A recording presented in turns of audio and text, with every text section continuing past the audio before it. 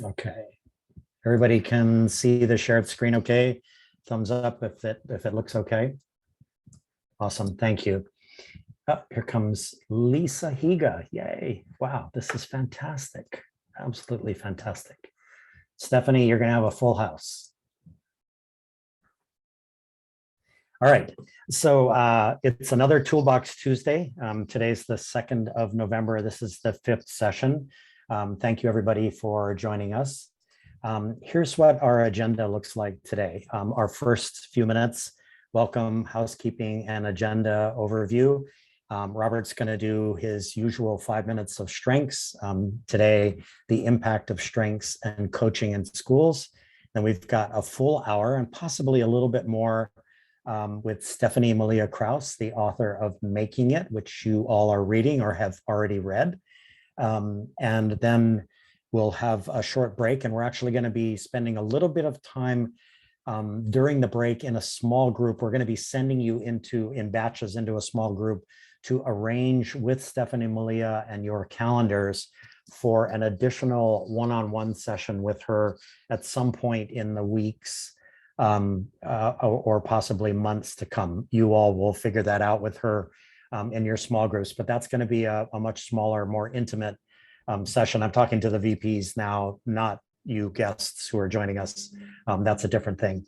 And then we're going to have a period of time, again, depending on our time with Stephanie Malia, where everyone has completed their first blog post. And so we're going to give you some class time with your cameras on, but yourself muted, to actually go into the tabs. And here comes Akash. Awesome. That means we're all set. And so to actually read at least one, maybe two of the blogs and provide a comment, or even to comment on comments that have already been made on your blogs. And for those of you guests who are with us, principals, heads, school directors, executive coaches, I did send an email back with all of the links to the blogs. So if you wanted to stay with us today after Stephanie Malia, that could be time that you would want to use. Or if when we're done with her, you're welcome to log off and head on your way. And then we'll have a couple minutes at the end to talk about November 16th and what will happen then, and our exit ticket, right? Okay, so let me move on to the next screen. And hopefully this will load and play properly. And so, Robert, your 5 minutes of strengths. Oh, you're muted, Robert. Rookie mistake, sorry. Rookie mistake, there you go. Just gonna hijack my 5 minutes with one extra minute, Josh, sorry, but just wanna let everybody know I had dinner tonight with a freshman college student here in Boston, a former student of mine on Maui, and he's in his first couple of months at Brandeis University. And I just want to say, if everybody at schools across the nation were like this kid, then we're in good shape, because he's already involved in saving the world and taking full advantage of what Brandeis on a full ride humanities scholarship is offering him. So, man, I'm just walking on air with this young kid, because he is definitely what school should be. So that's awesome, Robert. Thank you for sharing that. Yeah. So we're going to see a 3-minute, 40-second film tonight, a webinar with somebody talking about strengths, coaching, and students. So you've taken the Gallup Strengths Finder for adults. There's also a program for students, slightly different strengths. There are some the same, but also different.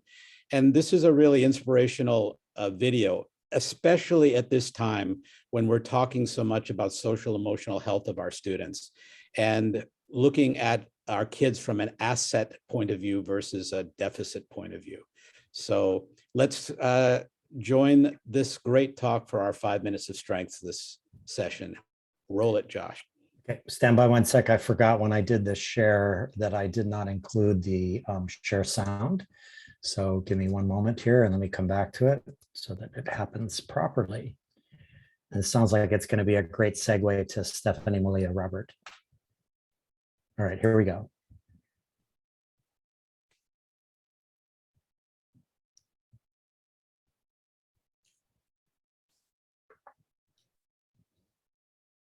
In Grow Strong Schools, we focus on what is strong and not what is wrong. This requires a change of mindset for most teachers because as educators, we are thinking in the deficit model in which we look at what a student does not have and try to make up the difference through interventions. In Grow Strong Schools, we seek to change the conversation from what students are lacking to what students already have. So in the beginning of the school year, all 130 staff members, from custodians to teachers' aides to secretaries, took our StrengthsFinder assessment to learn his or her top 5 strengths. And my principal and I thought about what is a great way to really recognize the talents within our building. So every week I walk around and I took pictures of our staff members doing what they do best as they were working with students. And then I looked at their strengths and I wrote a short description about how they were applying their strengths. And we called this publication, our Friday Focus on Strengths. This is a student from our school named Kevin. He says, "For me, discovering new things is my way of life. In my world, there are no impossibilities. There are only things that have not been discovered yet. It is my goal as a discoverer to make these impossibilities become reality." That is a real quote. I could not think of that if I wanted to think of that. Truly amazing. Kevin's strengths are organizer, dependability, and confidence. What I love about strengths is that all students are given access to this information about their own strengths and that teachers have the opportunity to really teach to those strengths. I must stress how important strengths-based education is for students who are disengaged in schools. If we are honest with ourselves, we will admit that there are entire pockets of communities that have not done well in traditional schooling. And I believe that strengths-based education has the potential to be the great equalizer for these students and can help narrow the achievement gap when used in conjunction with other powerful strategies. Strengths-based conferences is also changing the ways that teachers conduct parent-teacher conferences. Gone are the days where parents come and sit to hear about what their children are lacking. Instead, teachers begin these conferences with a discussion about their students' strengths and how they are applying them in the classroom. I spoke with a teacher from a Grow Strong school, and she describes her recent experiences in this way. She said, "I have a student who was not completing his homework on time, but he has the strength of organizer. So I said to him, how can you use your strength of organizer to help you complete your homework?" He decided that he would create a schedule to do his work at the same time every day. So right there during the conference, I helped him create a schedule as his mother supported. And the teacher reported that his mother followed up with her by email every week to find out how his grades were improving. And he did make improvements on his grades.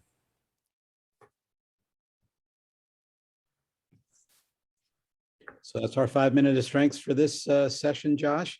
And over the course of the next few months, I'm going to be highlighting some of the strengths that a lot of you have in common and have people speak about those strengths from their own point of view, not you guys, but other people, to hear if it's similar to what how it resonates with you. Robert, thank you. And I'm going to just express an appreciation here, Robert. I can't even imagine this course without strengths now, even though I didn't imagine it in the very beginning. What you've brought to the table here with all of this strengths work, that's been really tremendous. And it's helped us to get to know each other in the course in ways that I had not imagined. So this has been really great. And so appreciate that.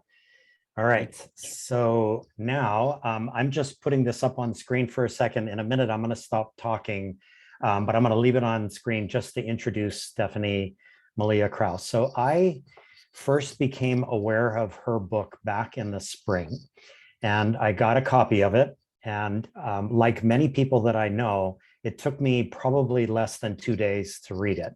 I just ripped through it. The proverbial, I could not put it down. And I knew at that moment, for me personally, that it was probably one of the most important books that I had read in a long time, maybe since I read Ted's What School Could Be. And so Stephanie and I have gotten to know each other, and it has been a real treat for me to watch as her book came out of the gate on Amazon and went instantly into the bestseller category. Just astonishing numbers at the very beginning, which have continued to this day. She will introduce herself in a second, but she's been on more than 20 podcasts. She's done speaking engagements around the country. I know for her, it's been a very gratifying experience to see her thoughts and words getting out into the general public.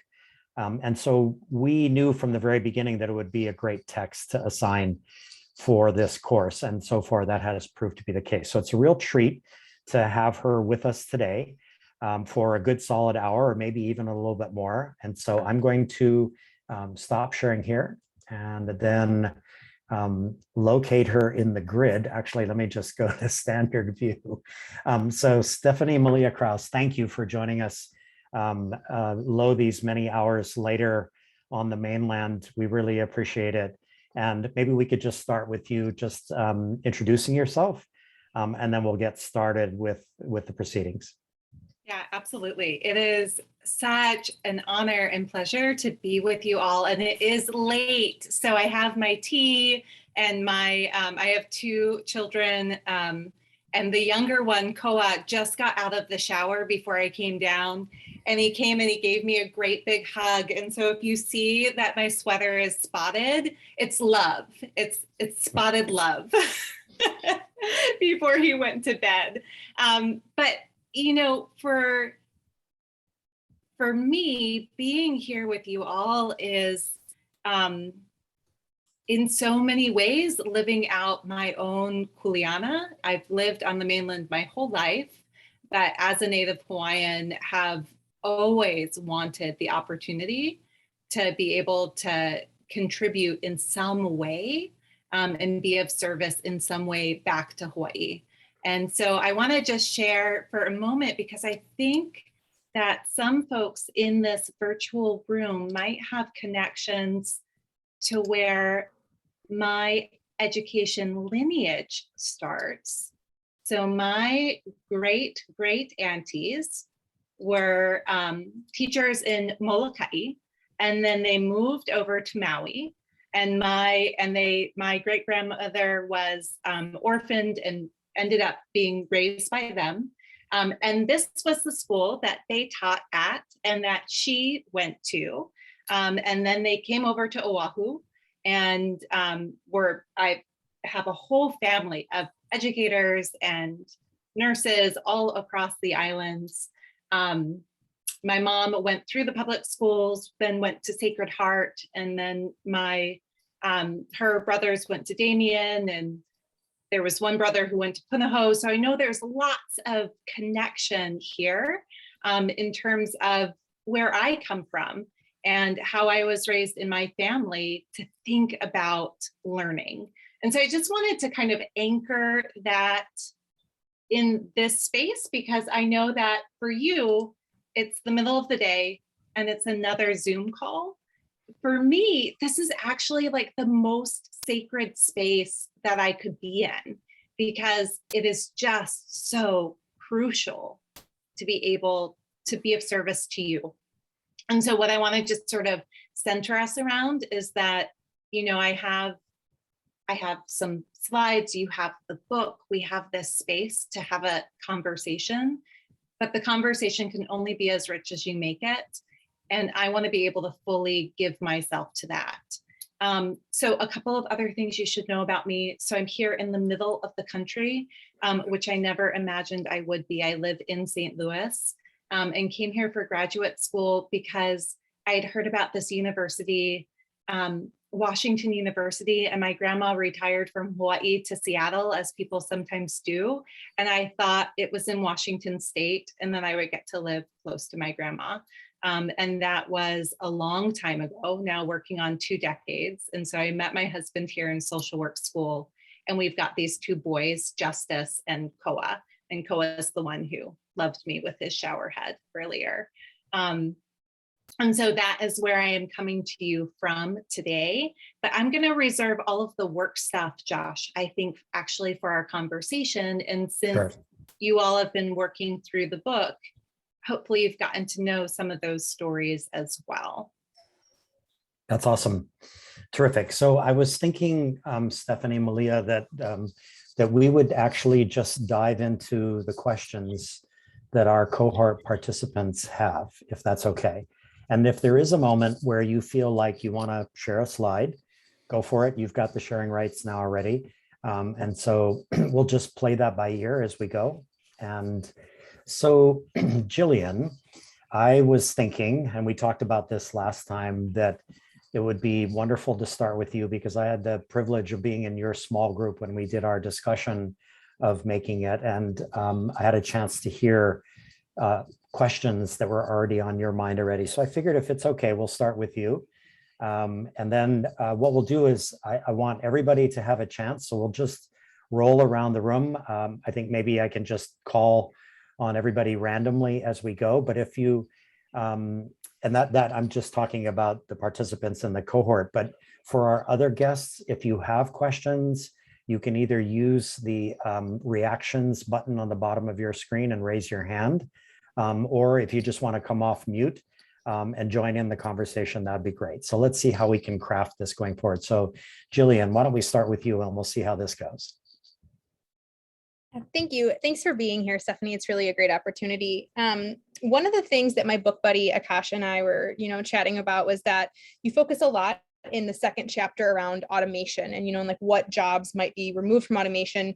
And Akash brought to light for me something that I had never considered about like what jobs are created around automation. So I think one of the things I'm wondering is like, since writing the book, have you had conversations or further, explorations of like how we're, talking to students about those jobs that may disappear and about the jobs that may exist and how automation actually might be a part of all of that? So I think I haven't had conversations specifically about automation that are different, but what I do think happened was the pandemic, and that we saw this great shakeup of so much of the workforce in the last 2 years. And it really kind of tested in real time what is durable, what also is the role of technology moving forward inside of those careers. And then when there's a vulnerability in the workforce, when are folks going to turn to automation and technology to fill gaps in employment? And when will they go back to humans? And what I mean by that is so many industries, let's take, you're in Hawaii, so let's take hospitality and tourism. It's a really great example. In the pandemic, travel shuts down, workers get laid off, they get furloughed. And now companies, particularly nationals or multinationals, have this decision point, which is they're hemorrhaging costs in the case of an economic crisis. Are they going to go back out to human workers where there may have been conversations on the table to automate particular roles before the pandemic hit, and what's going to be driving those decisions? And so I think in the current moment, you're going to see industries and positions where there was this hemorrhaging of cost because of the economic volatility that moved toward automation more quickly. And so there's a question then about, I think from the perspective of those of you in schools, were there young people who were gearing toward those jobs or careers where there was a sense that they might still be available at least for the next 10 to 15 years, and that they're actually really quite threatened? I think one of the things I talk a lot about though in the book that has deepened, Jillian, like since the book came out and in conversations, is that young people with the right resources and supports could and should live to be at least 100, a 100-year life. And that means the possibility of a 70-year career, or, series of careers, number of jobs, which is, basically a lifetime of work. And so the importance of, when we think about it from a student-centered perspective, actually helping kids understand what happens if and when my job gets automated or outsourced or lost. What do I do in that situation? And what are sort of the sets of questions that I need to ask myself about what to do next? Because there's also just the unpredictability of which jobs will be automated or not. And then the role of artificial intelligence, which is a little bit of a different thing. The last thing I'll say, because I know that either I'm hitting the mark or away from the mark, so I want you and Akash to be able to weigh in a little bit more. If it's not quite getting to what you're thinking about, is the importance of understanding, and I talk about this in the book, that young people are going to need to work with technology, alongside it, in some cases for technology, feeding technology information, and then working to create new technology. And so that other piece of, if we move from what are the jobs that young people will have to what does it look like to architect a 70-year working life, and what are the different types of work or work transitions and transformations that I might experience during that time, I think that's a better way to think about automation in the context of thinking about our students and getting them ready. But I'd love to hear from you and Akash if there were other things that you both have talked about to dig into more. Jillian, if you don't mind, I'll jump in too. Thank you so much, Stephanie, again for coming and that answer too. I'm pretty fascinated by this conversation, more because I think the implications of it is not just about jobs and job loss, but actually about like how we define like the nature of work and pay in particular. So like, I mean, you later in the book, you talk about like how most jobs are temporary gigs, like most new jobs created. I think you said it was like, correct me if I'm wrong, I think it was like 94% or something of jobs are like temporary gigs, Uber drivers, Lyft drivers, things like that. And those jobs are not, I mean, when people do those jobs, they're not actually designed to be sustainably like something you do for 70 years, right? The nature, most people in those jobs are not going to stay in that job. So it kind of changes our definition of like what is work and pay. And so I'm wondering more about how you think that's going to impact, or you can see how that could impact how we approach education, in that, are we preparing students for jobs, or are you preparing students for redefining like what work means to them? I guess that's Wow. it's a larger Great question. I don't exactly know, to tell you the truth, what that looks like. Well, friends, it took exactly 2 questions to get political. And, it's late at night here. So it's a really important question. And I should also say Hawaii prerogative. You can call me Stephanie, Malia, or Malia. I answer to all 3. And so whatever you would like. I always love being called Malia. It makes me feel like we're family. So I am a proponent of thinking about actually a bigger political look at what our safety net is, and benefits and protections, because people are working longer and differently. And every young person, regardless of their level of privilege, is going to face periods of underemployment and unemployment because of the volatility of the economy, the environment, and all the other things that we have seen really highlighted. And then we know that young people who are most held back and harmed because of systemic racism, because of other structural and systemic barriers, are just that much more at risk of experiencing those periods for longer, or being in this group that in my workforce development work, I often call sort of the untapped workforce, where they lack the work and wages they need for well-being. And so what I would actually say is that the job of education, and I hopefully this message comes across in the book, is like, how do we shift from thinking about college and career readiness to thinking about what does it take to have a long and livable life? And when is,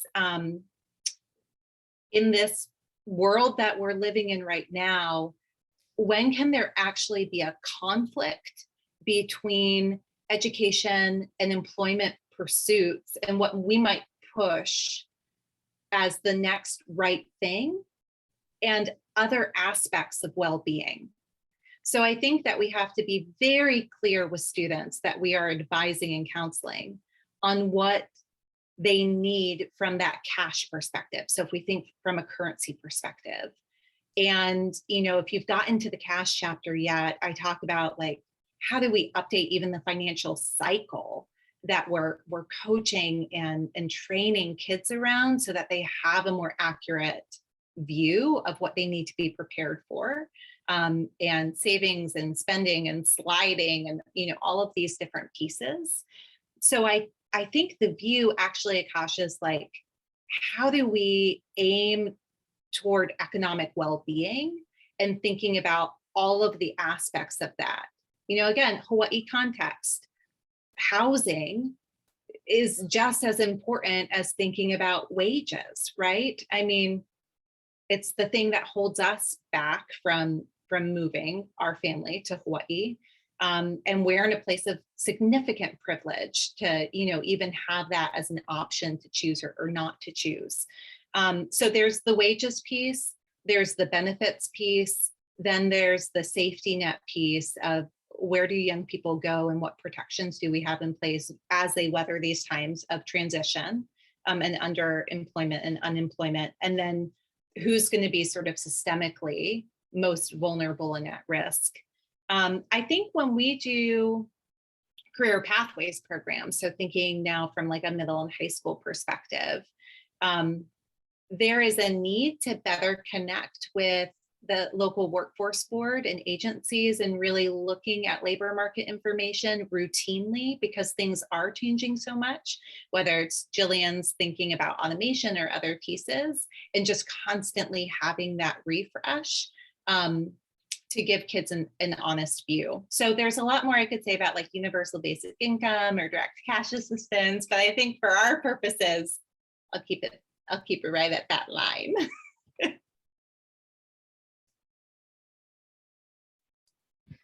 Jillian, Kosh, any follow-ups here? Or we can, Yeah, I mean, yeah, I don't want to dominate, so I don't definitely want to give some space to everyone. But thank you again so much for that. Yeah, it's a pretty fascinating conversation because, and feel free to cross the line a couple times. You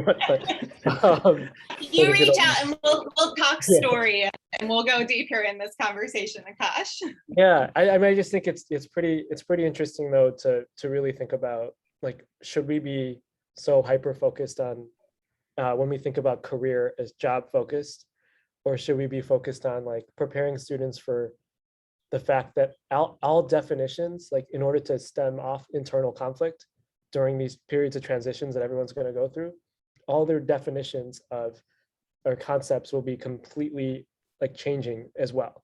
Like there's everyone's definition of employment, everyone's definition of work, of salary, everything is going to be evolving constantly, and that's a difficult thing for people to adjust to. And it's not just them, but also the people that are possibly employing them too. So there's a lot of interesting things that I don't know how to prepare them for that yet. Yeah, I mean, I think bottom line for me is, how are we supporting young people to prepare to endure economically, and then at best to experience economic well-being in ways that feed in and support the other aspects of their life. And that has the education piece, the employment piece, and then these other supports, whether it's cash or housing or benefits or other things. And then, if you did get to the cash chapter, you maybe got to one of my most controversial statements, which is like, there's the issues of deep poverty, but every kid has to be prepared for times of being poor and financial crisis. And I think that that ties in, because the other part of like career readiness is that reframe of, it's not really career readiness as much as it is readiness for a 70-year career and the implications of that.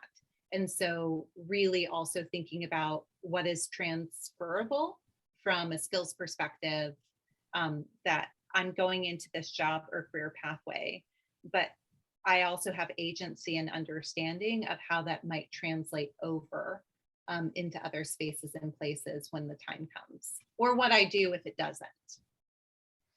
Gosh, I can share with you really quick that you know that I work part-time at the Apple Store now, used to be full-time. Had a very strange moment maybe 6 months ago when Apple cut a deal with Lyft and Uber. And these Lyft and Uber drivers are now picking up product in the store and delivering it to customers who are ordering online. And that just kind of flashed in front of my eyes for a moment when I thought about what the implications of that are in terms of work, the definition of work, of what it means to be poor when you're doing something like that. You know, it's so interesting how things can change on a dime. And that was partly the result of the pandemic, because people didn't want to come to the store. So anyway, Stephanie Malia, I also failed to mention, but Jillian alerted me in her first question that we did in fact do reading buddies in the cohort. So that's part of this. And she and Kosh were a pair on that. So we'll probably discover that as we go forward with the conversation. Terrific. Shall we shift over? Did anybody want to volunteer, or should I call? Yeah, Somebody actually, ready to go? Go, Barry. You go. yeah, I wanted to kind of piggyback on the conversation we were just having, because I immediately started to think about back in the day and currently actually Bill Daggett and his rigor and relevance framework, and all the talk that he does, and it's still relevant today in terms of the students we're preparing now. They're preparing for jobs that haven't even been created yet, one. And the other side of that is once they get to college, by the time they graduate, the job they probably went to college for may no longer exist. And we've had those conversations in the cohort here since we've started. And, you know, we've expressed our opinions on that. But Malia, if you would, I'd like to know your thoughts on preparing students on that educational piece that you spoke about. From your perspective, how do we prepare kids for the fact that, or for the possibility of, like I said, jobs that may not even be there, that they're going to school for? I guess you can't really say they're going to school for a job that's not going to be there, or a job that they may be going for that may be obsolete by the time they graduate, or even within their first couple of years of college. Yeah, thanks, Barry. He's a vice principal at Castle High School on the windward side of Oahu. Yeah.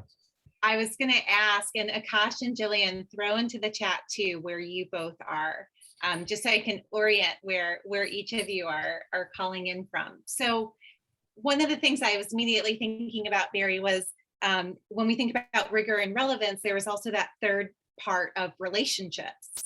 And that one of the things I think was profoundly affirming and important when I was working through the book was recognizing that we have a generation of kids who have only lived in a time of volatility and rapid change. And all they want is security and predictability, right? These are not millennials. This is a group who wants like certainty. Is it going to be okay? Is my family going to be okay? Tell me what job I'm going to have. Tell me that I'll be able to stay employed. And it is the thing that is least promised to them. And so this is a plug for me of the importance of social health and stability in the ways that we used to be able to say, we will train you for this job, which will lead to this career, which will be stable and steady. We have to shift and think about doing that from a social health perspective in the absence of stability and security economically, educationally, or from an employment perspective. Here is the way in which you can experience social stability and security and health and reliability. So that's one piece that has to live in tandem when we're thinking about preparing for jobs, because it goes all the way back to what we were talking about with Jillian and Akash, which is one part of preparing them for tomorrow's jobs is preparing them for the potential of job loss, job change, and then just transitions that they're choosing or that are happening to them. So I think that's a really important part of the equation. So from a school leadership perspective, what does that mean? That means that things like social emotional learning at a systemic integrative level become intensely important, ramping up supports for mental health and thinking about sort of the back to durability. There's sort of a social emotional durability that's needed. From the job side, I think that for me, that's the importance in some ways of the competencies chapter, is saying there are actually some things that will endure. And that if you know as a person, I am going to share my screen. Hold on. Look at this, Barry. Good job. You're getting me to pull up the visual. I really want to see your faces, everyone. So we're just going to do this here for a hot second. And if you get dizzy from people clicking through, oh, this is speaking of volatility, this is my little homeschool that I set up when my kids were trapped in my basement with me for the last 18 months. So if Longs has new books, feel free to send them my way. But so here's that volatile life of, I've only actually known times of intense change, right? Our oldest kids who've just graduated or who are early in college were born in the days after 9/11. That has global and domestic implications, but particularly for children of color, Muslim, Sikh children, military families, families in the Northeast, right? There are pockets whose entire trajectory, the family life, was changed as a result of being born after that. And now you go all the way up to these poor graduates were 9/11 babies, COVID kindergartners, or not COVID, Great Recession kindergartners, and now they're COVID graduates, and that's been their life. So I'm gonna pop ahead here for just a second. And actually I sent this to Josh. So this is gonna be one of my gifts to you, so that if you wanna use it with your schools, or if you wanna connect with me, I would love to be able to come in and talk to your staffs or do the book with your staffs. These are pieces that you can use, but just close your eyes if you get dizzy. I wanna just focus on this slide. Do you see the competencies, the body? So one of the things that I may have done okay or failed to do in terms of the book was communicate this really important part of shifting away from sort of a one-dimensional look at employability skills or college and career readiness skills or social emotional skills to actually something far more dynamic. When I think about the competencies that you can actually teach, practice, strengthen in schools, that are most crucial in the future of work and also the future of life, they are so deeply interdependent. And so you had that competencies chapter, but you've got to understand that these competencies are functional ways of being and doing in the world, and that they're just like our body systems. They're just invisible because they're not our arms or legs, right? So I think in the book, I use that example of my son has asthma, my older son, Justice. And so we know that when his breathing's impacted, he just had his tonsils and adenoids out last week. And so he was overnight in the hospital because they had to hook him up. Because of his health risks, they needed to monitor not just his breathing, but his heart. And they would feel his skin, right? And they would look at how did he look? They would ask him questions for cognitive functioning. They understood that all of these things were playing on the others. And so I think to answer your question, Barry, one of the things that I would say is the best thing that schools could be doing to equip young people is for young people to have an understanding of, based on their situation, their context, who they are, where they live, what they're faced with, what they want,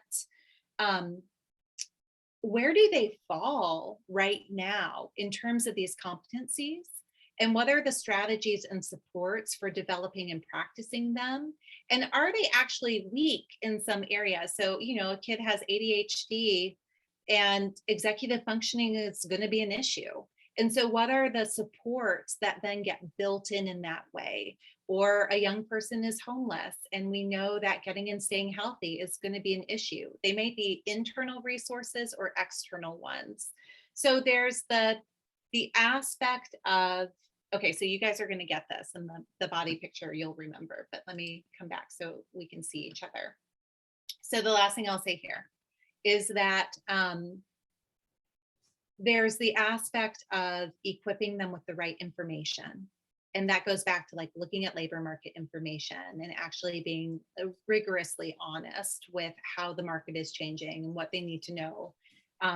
There's the aspect of shrinking their time horizon. So teaching them to actually look at what can be accomplished and whether they want in the next 3 to 5 years instead of what do they want to do when they grow up. And understanding that that is sort of a very flexible question they're going to have to keep asking over time. But then I think you can be training, equipping, talking about, and building in everyday interactions, not just in CTE programs, but every single learning experience, these competencies. And they don't have to be relegated to like an SEL class or a CTE class or a life skills class, right? They really need to be unpacked. If I was a teacher now, knowing what I know now, and I didn't know it on the front lines, I would have my unit and lesson plans, and I would actually pull in these competencies and ask myself, how am I strengthening and building these? And then what's the differentiated supports? So that might be like an answer, not answer for you, Barry. And if you want to get into like the real gritty details of like, which job should we look at, or what are those durable careers on the career side, I'd love to have that conversation. But I think universally, that those competencies and the way in which we understand their interplay, and that they can become depleted, and that when one's low, you've got to compensate in other areas, is a really important thing to consider. Yeah, the competencies really stood out to me because that's kind of how we try to prepare kids in terms of that profile of successful student, the growth mindset, collaboration, critical thinking. It's that whole idea about teaching a person to fish, feed them for a lifetime kind of thing. Yeah, and I think yeah. One of the other pieces with that is, you know, a lot of you in the field are developing portraits of a graduate and thinking about growth mindset, collaboration. I think making sure that your teachers in your building have an understanding of the sort of requisite skills that are important. So what's needed in order to get there? So in order for me to be able to think creatively, there are some friends in Virginia who during the pandemic talked about this phrase, put Maslow before Bloom. And I love it because, right, like your ability to collaborate and think creatively and not be an emotional mess or be in scarcity mindset, like to be in growth mindset and not scarcity mindset, some of those fundamentals have to be there. And I think great teachers intuit that most of the time, but to make sure that folks who are coming in new or who need a little refresh have that back end training important.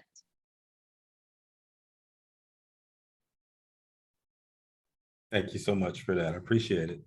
Yeah, thanks, Barry. I have a question. Folks on the Windward side. That's where I spent all my summers. I have a question.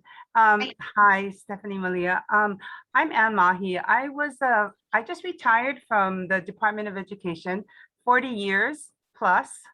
And the last 8 years was spent out in Nanakuli Waianae as their complex area superintendent.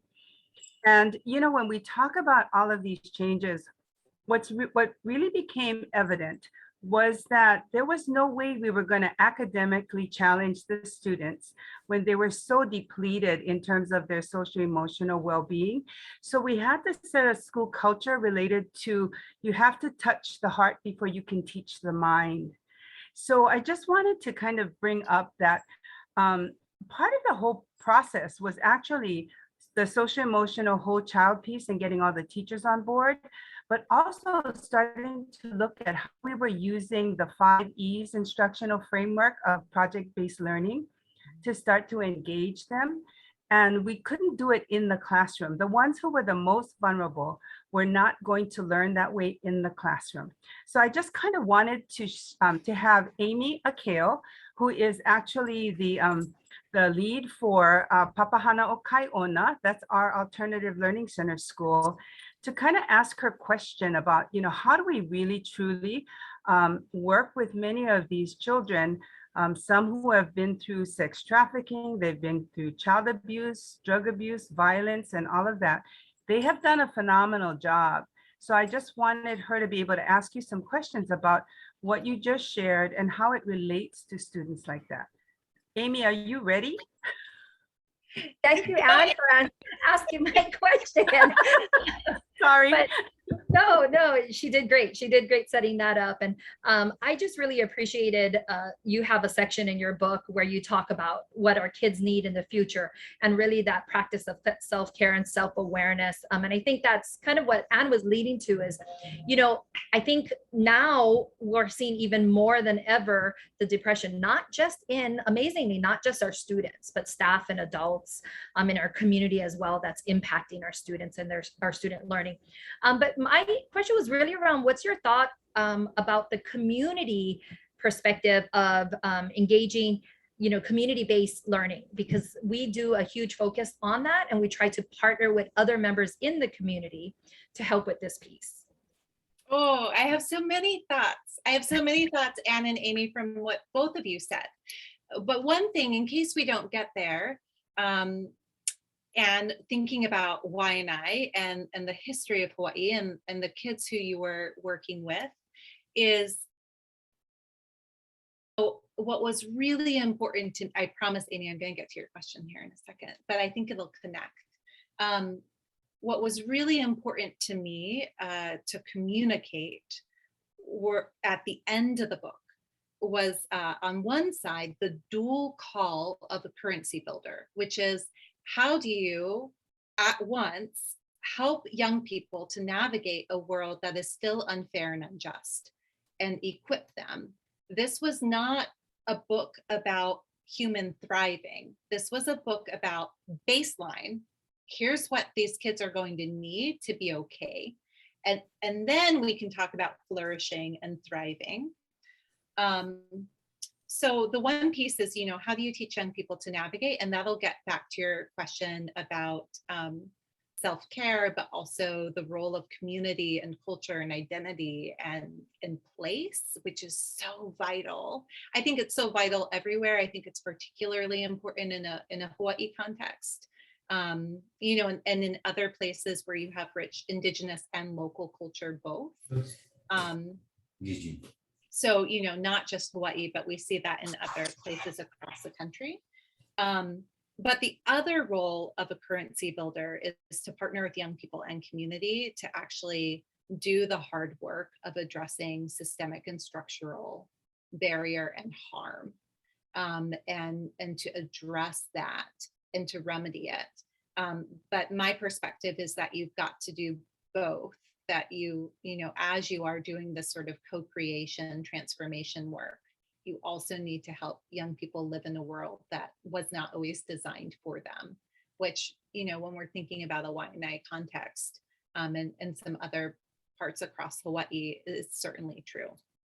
So to your question then, Amy, that piece of community is exactly why I talked about creating these blue zones which is that young people do not grow up in schools, they grow up in communities, and that they learn anywhere that they learn, any place that they learn, and that we have to think about that ecosystem of all of the spaces and places where they spend time, and how do we assign value to that learning, and name that it is good, and that it is that learning is learning. And how do we look at community leaders? I mean, the bias is there. So if you saw in terms of like, what proverb did I write for my children in their homeschool, it was about learning being, not being contained to one school. So when I think about the learning experience of young people, I think about what happens in school, at work, at home, and in community. And that each of those actually in the life of a child have equal value and importance, because some are more valuable potentially, like what happens with your family, but some of them are more value intensive, and some are more time intensive. They spend a heck of a lot of time at school. And so I am a huge believer and proponent in, Barry, I saw that you mentioned work-based learning, project-based learning, experiential learning, but also from a power perspective, that resident-led and community-led learning is vital. When we go all the way back to preparing kids for the future, that first part of the conversation, that also is crucial from a social and emotional health perspective and a well-being perspective now and in the future. I think the other thing that becomes important when I consider, as a Hawaiian on the mainland looking into Hawaii, is young people asking the question of, will there be a future here for me? Will I be able to afford it, to access it? What will the quality of my life be, and the quality of life be for my family and my community? And that by investing them deeply in service and community building and community imagining, that helps in that investment and infusion of them being a part of building their own future. Uh-oh, Amy, you're on mute. I was like, awesome, thank you. Okay, good. It wasn't like, oh, that was terrible on mute. No. So I didn't say that, sorry. But I appreciate that, and it's good to hear you say those things, that we are truly trying to do things different here in our alternative learning program. And we engage with the community a couple times a week. We are looking to professionals in the community, and we take them out to the different spaces, because we believe that not only is it important for the kids to know and understand their community and be a part of it, give back and thrive in their community, but it's also another opportunity for them to make connections, so that they have that extra social emotional support if they're not with us, and they're out on the streets or doing other things in their community, that they have other people to rely on to help support them, whatever they're. So really, really appreciate you saying that, and I guess encouraging us to continue to focus on that community engagement piece. Yeah, and I mean, I think, so I saw Josh mentioned Pacific American Foundation and Herb's work in the fish pond, or, thinking about like Ma'o Farms and other things that are available to kids. Going back to Barry's question around like, how do we prepare kids for these jobs that we don't even know? A part of that is being community builders and leaders, and also protecting the environment. I mean, they're going to face incredible hardship and challenge in the next years of their life. And so by getting them into the community now and getting that understanding built and those relationships built, which are so vital, that's one other reason why you would do that.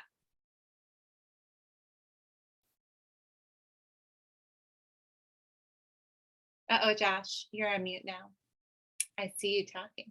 Yes, rookie mistake. So keeping an eye on the clock. So Serena, Jess, Denali,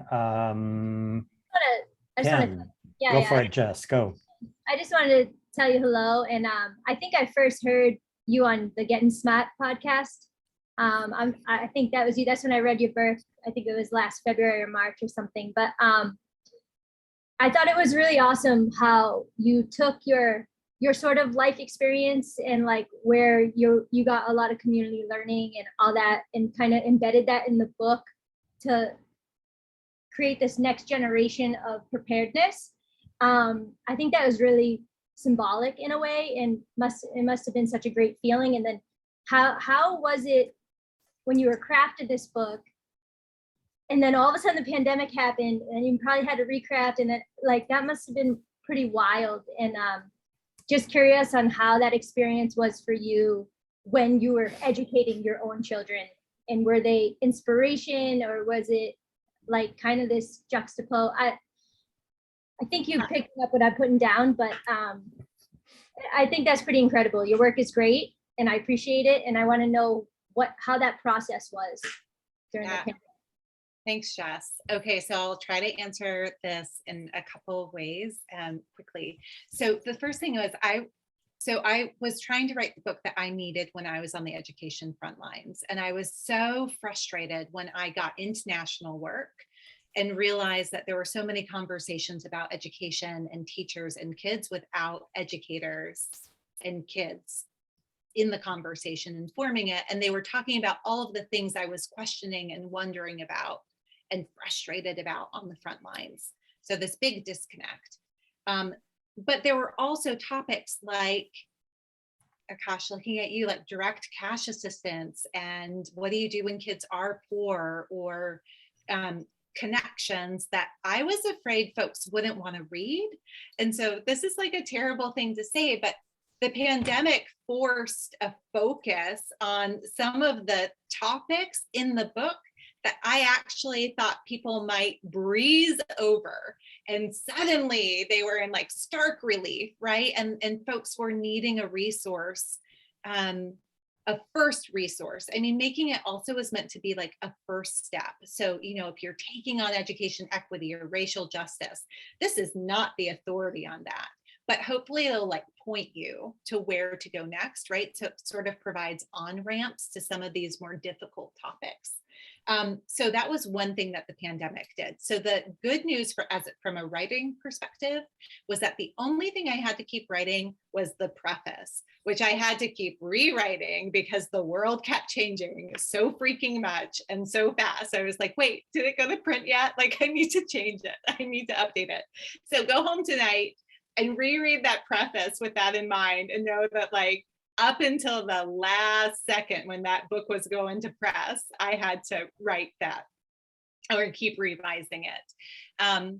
I want to share though that one of the things I have been thinking about for a next book, and hopefully I won't like, you know, make it not happen by saying it out loud, some like writer superstition, is that the more that I focus on the future as a mom, the more I was looking for what endures over time. And so I've been spending quite a bit of time. I'm Jawaiian, I'm Hawaiian and Jewish. That's why I look the way I do. And what I realized was that these are two people groups who've endured incredible hardship and pandemics and volatility and uncertainty and wandering and wayfinding, and that their lessons are the same. So for those of you focusing on Kuleana and Pono and Aloha, right? And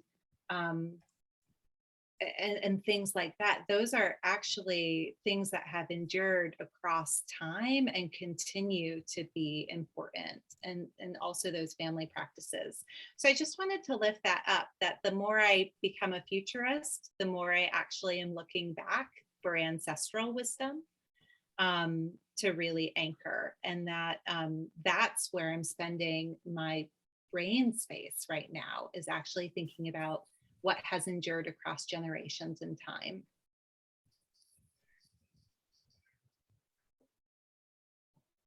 Thank you. That was great.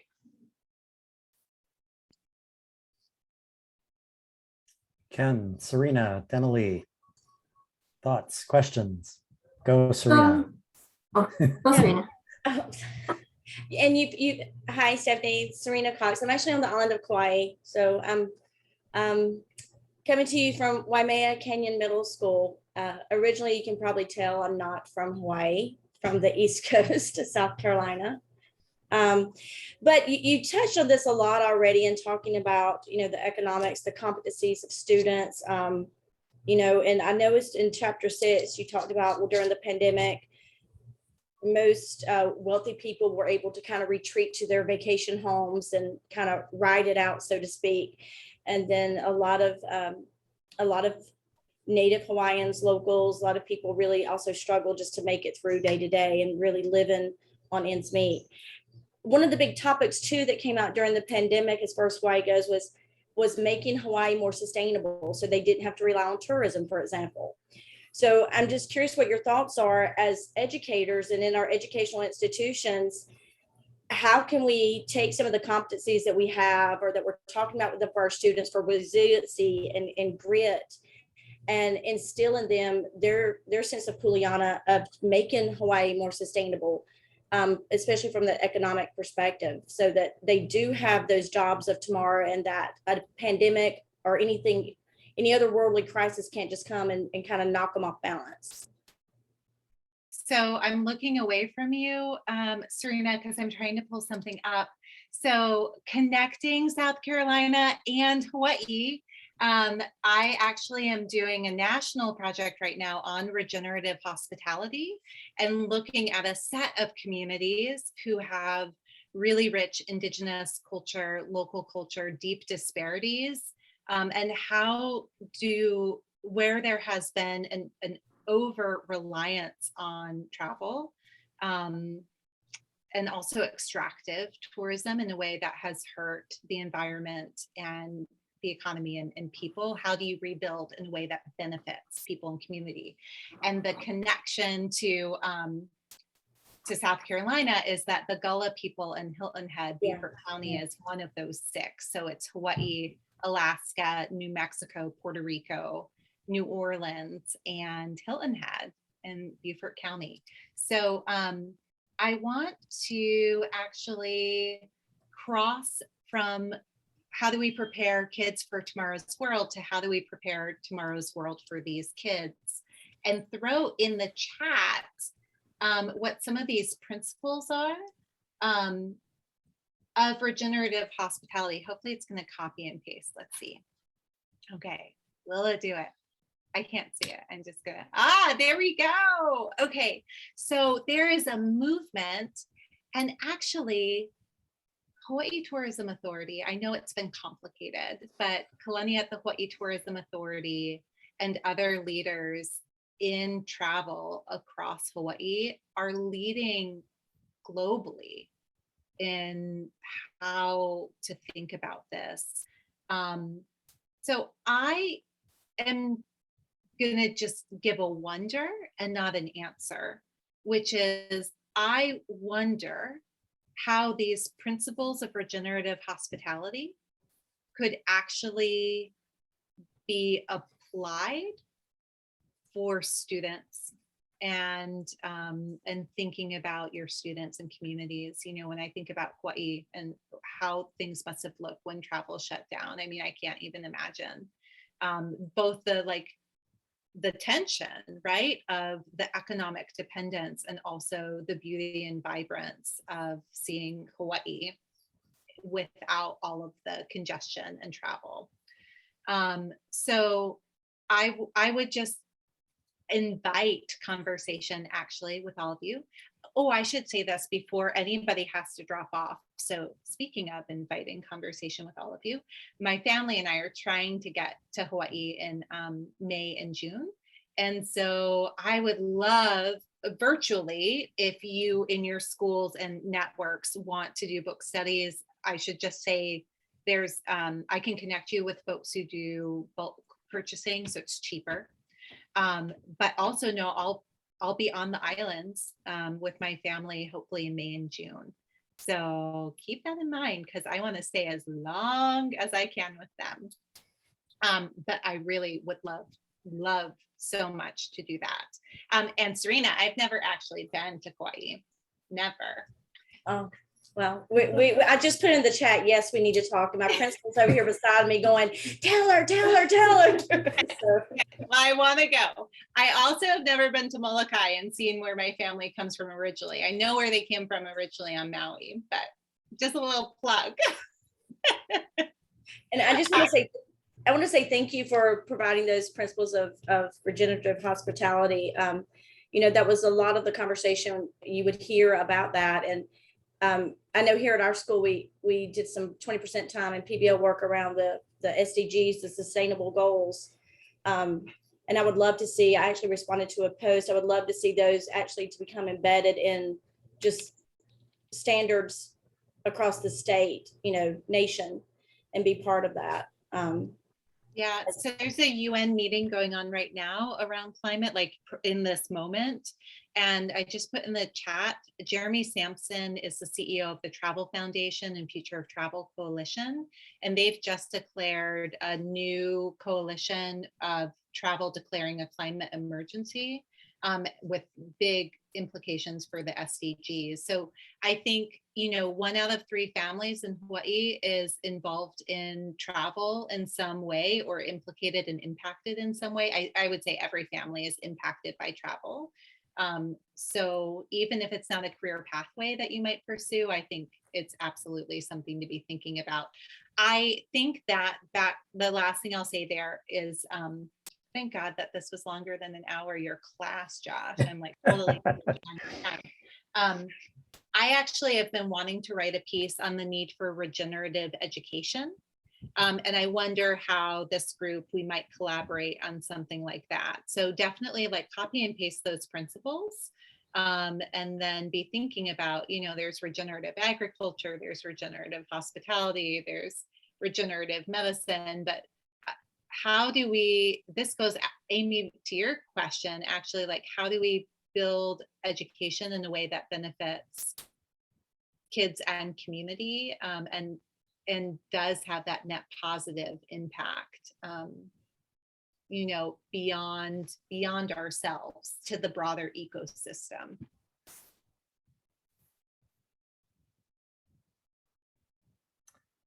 Wanted to make space for Denali and Ken. If either of you has thoughts or questions you want to pop here. I have a question. Thank you for being here with us tonight. It's really exciting to find out that you're from Hawaii.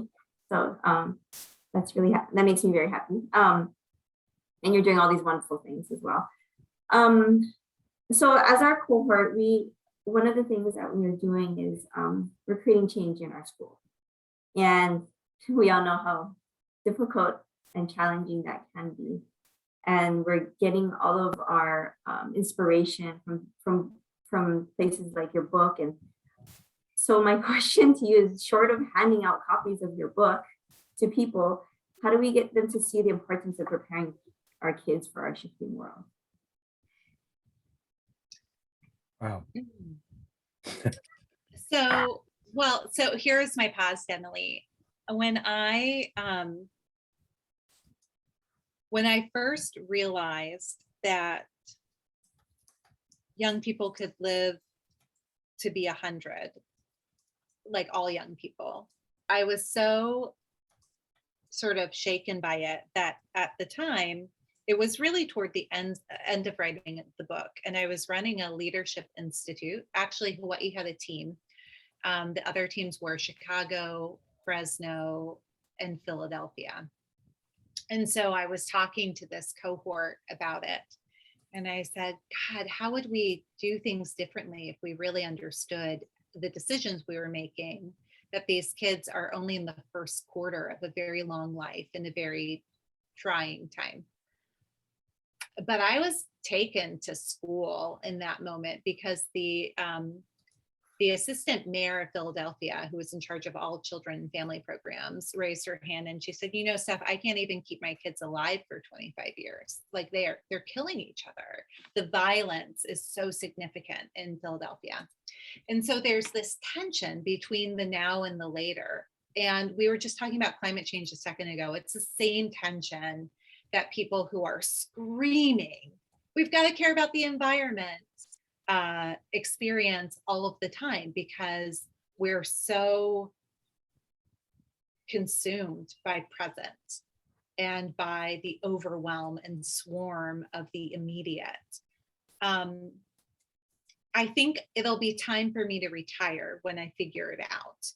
And so the way that I try to think about it is actually I think it's like the last page of the book, talking about well-being and well-becoming, and holding both.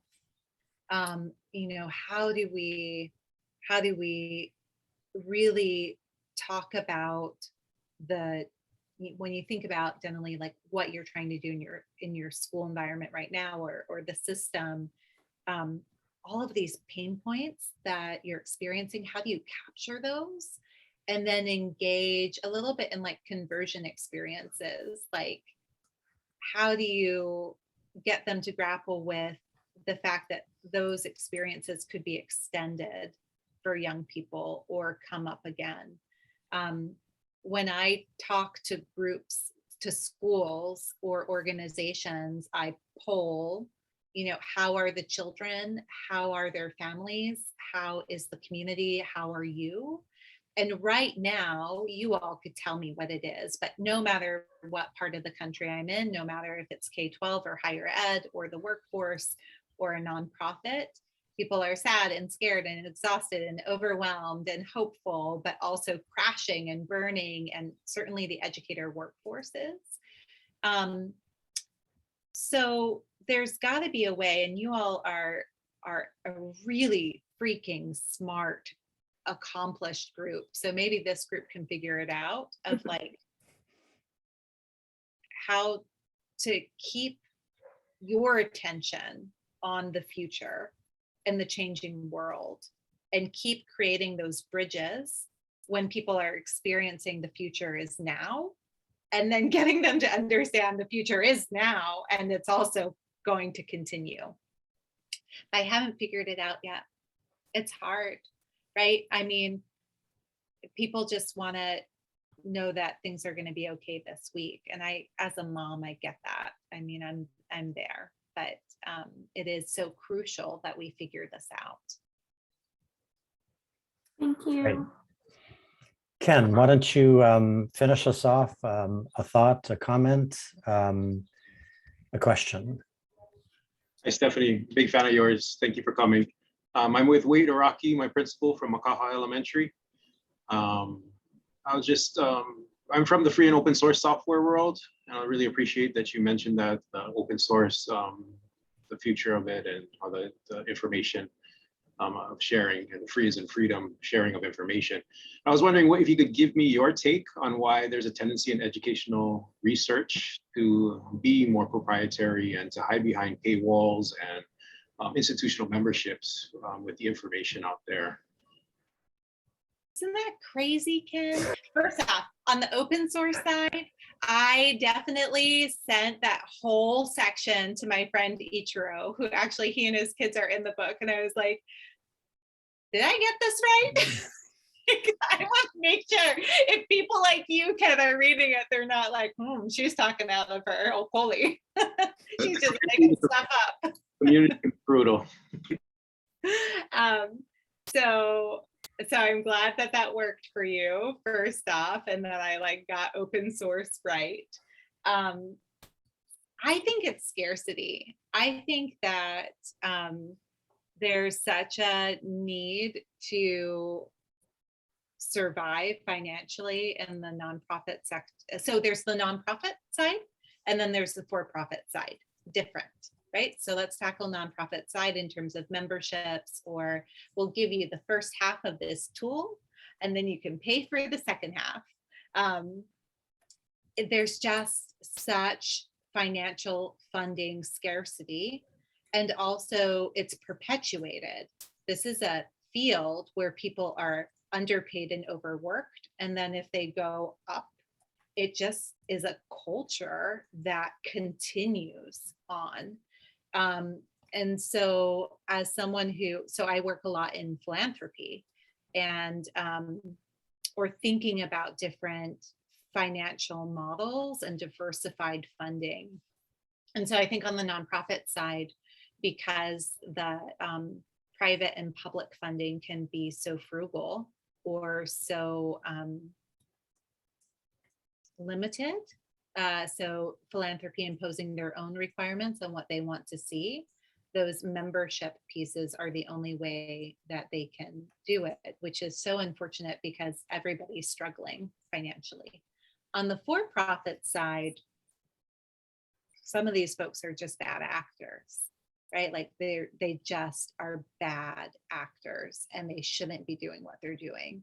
And we don't have the sort of, okay, let's go back to like the tech world. We don't have like the watchdogs to be calling them out. And I think that that's really been missing. I ran a national campaign I talked about in the book that was on credentials, and it was supposed to be about equity, but this campaign kept letting in all of these for-profit higher ed providers, some of whom had incredible history of being damaging to kids and to students, to adult students. And, you know, these were groups that had incredible numbers of lawsuits and all types of things.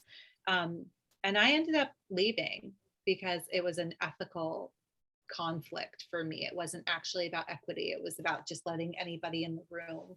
So I think that we're really missing, you know, folks will sort of cry out, oh, this is bad, or this shouldn't be happening with this for-profit group. Not all for-profit groups are bad, obviously, but there are some really bad ones. And it would be great to see organizations come out with more quality standards. There has been the Creative Commons is sort of the open source equivalent in the education and nonprofit space. So there are funders like the Hewlett Foundation, which comes out of tech, who basically says, if we give you any money, everything you create is Creative Commons. Now, for me, I shifted to consulting 6 months ago.